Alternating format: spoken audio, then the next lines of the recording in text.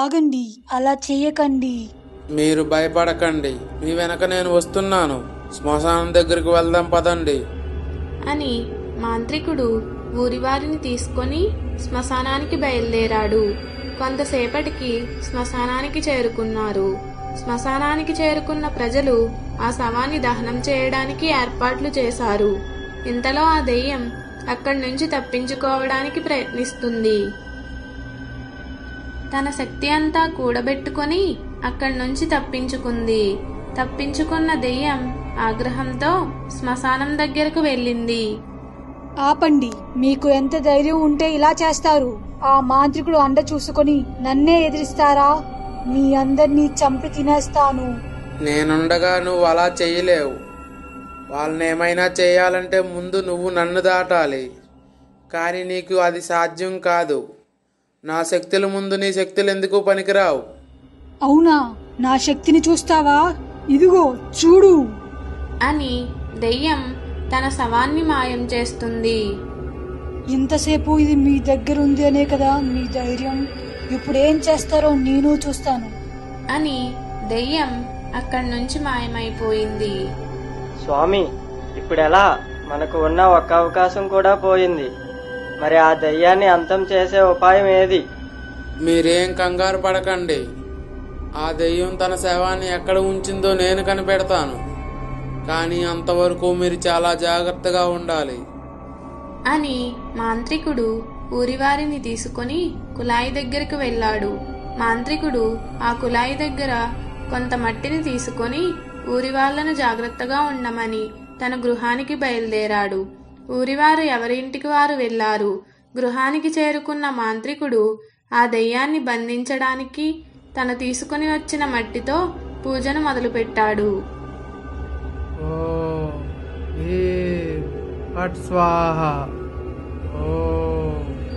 ఇదేంటి? నేను ఇక్కడికి ఎలా వచ్చాను? నేనే నిన్ను ఇక్కడికి రప్పించాను. నేను నిన్ను కనిపెట్టలేననుకున్నావా? చూసావా నా మంత్రశక్తితో ఎంత సులువుగా కనిపెట్టానో? ఇప్పుడు చెప్పు, నీ శవాన్ని ఎక్కడ దాచిపెట్టావు? చెప్పు. నన్ను కనిపెట్టినంత సులభం కాదు నా శవాన్ని కనిపెట్టడం. దాని నువ్వు ఎప్పటికీ కనిపెట్టలేవు. నరమానవుడు ఎప్పుడూ ఆ ప్రదేశాన్ని చేరుకోలేడు. నువ్వు ముందు ఆ ప్రదేశం ఏంటో చెప్పు. ఆ ప్రదేశానికి ఎలా చేరుకోవాలో నేను చూసుకుంటాను. చెప్పు, ఆ ప్రదేశం ఎక్కడుందో చెప్పు. అది కుదరని పని. అది లేకుండా నువ్వు నన్నేం చేయలేవు. ఆ ప్రదేశం ఎక్కడుందో నేను చెప్పను. ఏం చేసుకుంటావో చేసుకో. దాంతో మాంత్రికుడు ఆ దెయ్యాన్ని చిత్రవద చేయడం మొదలుపెట్టాడు. నువ్వు నన్ను ఎంత బాధ పెట్టినా నేను చెప్పను. నా నుంచి ఆ ప్రదేశం గురించి రాబట్టడం నీ వల్ల కాదు. అప్పుడు మాంత్రికుడు ఆ ప్రదేశం గురించి తెలుసుకోవడానికి చండప్రచండుడిని పిలుస్తాడు. చెప్పు, నన్నెందుకని పిలిచావు? నేను ఒక ప్రదేశం గురించి గాలిస్తున్నాను. ఆ ప్రదేశం ఎక్కడుందో చెప్పు. ఊరికి దక్షిణాన 80 మైళ్ళ దూరంలో ఒక వాగు ఉంది. ఆ వాగు వెనక ఒక కొండ. ఆ కొండకు కుడివైపున ఒక గృహ ఉంది. నువ్వు వెతుకుతున్నది ఆ గృహలోనే ఉంది. ఆ ప్రదేశానికి వెళ్ళాలంటే చాలా అడ్డంకులు దాటి వెళ్ళాలి అని చెప్పి చండప్రచండు వెళ్ళిపోయాడు. ఆ ప్రదేశం గురించి తెలుసుకున్న మాంత్రికుడు దెయ్యం దగ్గరకు వెళ్లి ఇలా అన్నాడు. ఆ ప్రదేశం తెలియదనుకున్నావా? తెలుసుకోలేననుకున్నావా? ఆ ప్రదేశం ఎక్కడుందో నేను కనిపెట్టాను. ఇక నీ అంతం తథ్యం అని మాంత్రికుడు ఊరికి బయలుదేరాడు. ఊరికి చేరుకున్న మాంత్రికుడు ఊరి ప్రజలతో జరిగిన విషయం అంతా చెప్పాడు. దెయ్యాన్ని అంతం చేయడానికి ఊరివారిని తీసుకొని ఆ ప్రదేశానికి బయలుదేరాడు. 2 రోజులు నడిచిన తరువాత ఆ వాగు దగ్గరకు చేరుకున్నారు. వాగు దగ్గరకు చేరుకున్న ప్రజలు వాగు దాటడానికి నీళ్ళలోకి దిగారు. నన్ను కాపాడండి. అది చూసిన మాంత్రికుడు, ఆగండి, ఇది మాయా వాగు. ఎన్నో ప్రమాదాలు కలిగిన వాగు. అప్పుడు మాంత్రికుడు తన మంత్రశక్తిని ఉపయోగించి ఒక పడవను రప్పిస్తాడు.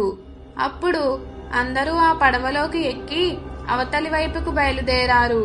కొంత దూరం వెళ్లిన తరువాత పెద్దగా ఉరుములు మెరుపులతో కూడిన వర్షం మొదలయ్యింది. దాంతో ఊరి ప్రజలు భయభ్రాంతులు అయ్యారు. అప్పుడు మాంత్రికుడు తన మంత్రదండాన్ని ఉపయోగించి ఒక గొడుగు లాంటి కవచం ఏర్పాటు చేశాడు. అలా కొంత సమయం ప్రయాణించిన తరువాత అవతలి వైపు ఒడ్డుకి చేరుకున్నారు. వెంటనే ఆ పడవ నుంచి క్రిందకు దిగారు. ఇక్కడి నుంచి కుడివైపుకు వెళ్ళాలి, అందరూ నా వెనకాలే రండి. అలా ఊరివారు మాంత్రికుడు వెనకాల కొండకు కుడివైపుగా ప్రయాణం కొనసాగించారు. కొంతసేపు నడిచిన తరువాత వాళ్లకు ఒక విచిత్ర గృహ కనిపించింది. ఆ గృహ దగ్గరకు వెళ్లారు. ఇదే ఆ గృహ. ఈ గృహ లోపలే ఆ దెయ్యం శవం ఉంది. మనం ఎలా అయినా ఈ గృహ లోపలికి వెళ్ళాలి, వెళ్ళి ఆ శవాన్ని నాశనం చేయాలి. ఆ గృహ బయట దారికి అడ్డుగా ఒక శిల్పం ఉంది. ఆ శిల్పాన్ని జరపడానికి ప్రయత్నించారు, కానీ ఆ శిల్పం అంగుళం కూడా కదలలేదు. అప్పుడు ఆ శిల్పం, నా గుండా ఈ గృహలోనికి ప్రవేశం కావాలంటే నేను అడిగే 3 ప్రశ్నలకు మీరు సమాధానం ఇవ్వాలి. మీరు 3 ప్రశ్నలలో కనీసం 2 ప్రశ్నలకైనా సమాధానాలు చెప్పాలి. మీరు సమాధానాలు చెప్పలేకపోతే మీకెప్పటికీ ప్రవేశం దొరకదు.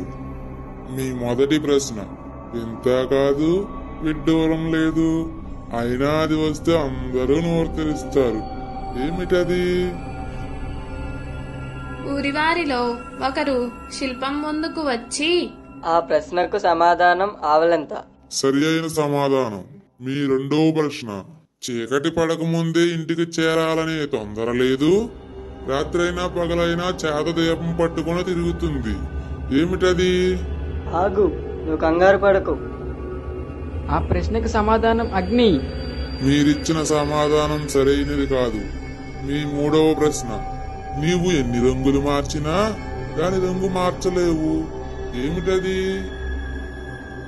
ఆ ప్రశ్నకు సమాధానం నీడ. సరైన సమాధానం. నీకు లోపలికి ప్రవేశం లభించింది.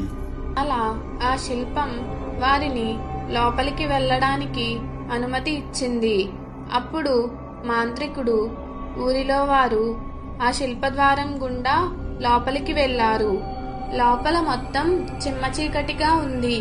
ఆ చీకటిని చూసి ఊరివారు భయపడుతూ, ఏంటి ఇంత చీకటిగా ఉంది, ఏం కనిపించడం లేదే, ఇప్పుడు ఎలా వెళ్ళాలి?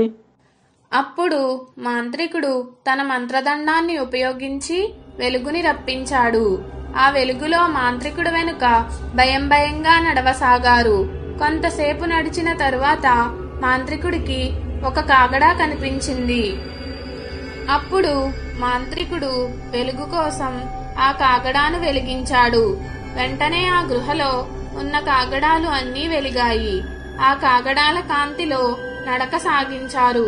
కొంత దూరం నడిచిన తరువాత, అయ్యయ్యో ఏంటిది, ఏం జరుగుతుంది? ఏం జరుగుతుంది ఇక్కడ? ఎవరది? మీకు ధైర్యం ఉంటే నా ముందుకు రండి.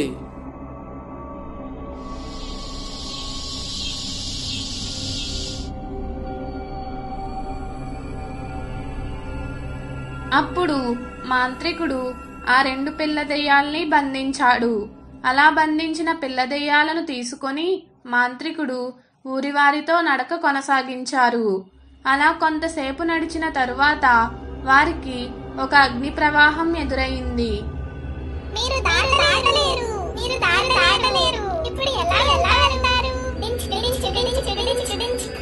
మీరు కాసేపు నోరు మూసుకోండి అని మాంత్రికుడు తన మంత్రదండాన్ని ఉపయోగించి ఆ అగ్ని ప్రవేశంలో దారిని ఏర్పాటు చేశాడు. అప్పుడు మాంత్రికుడు ఊరివారు మరియు పిల్లదెయ్యాలు ఆ మార్గం ద్వారా అగ్ని ప్రవాహాన్ని దాటారు.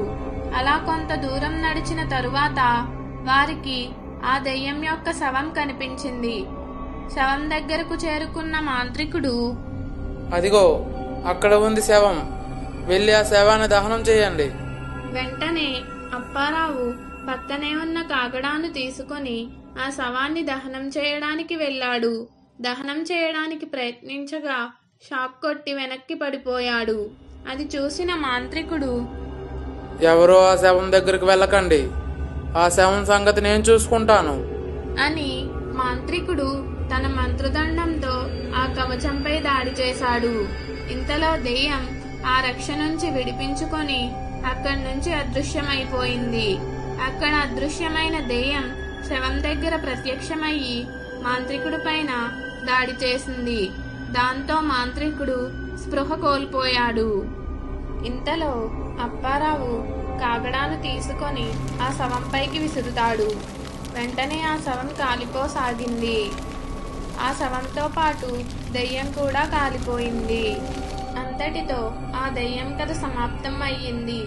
ఆ దెయ్యం అంతమైందని సంతోషంతో ఊరి ప్రజలు ఊరికి చేరుకున్నారు. మాంత్రికుడికి కృతజ్ఞతలు తెలుపుకున్నారు.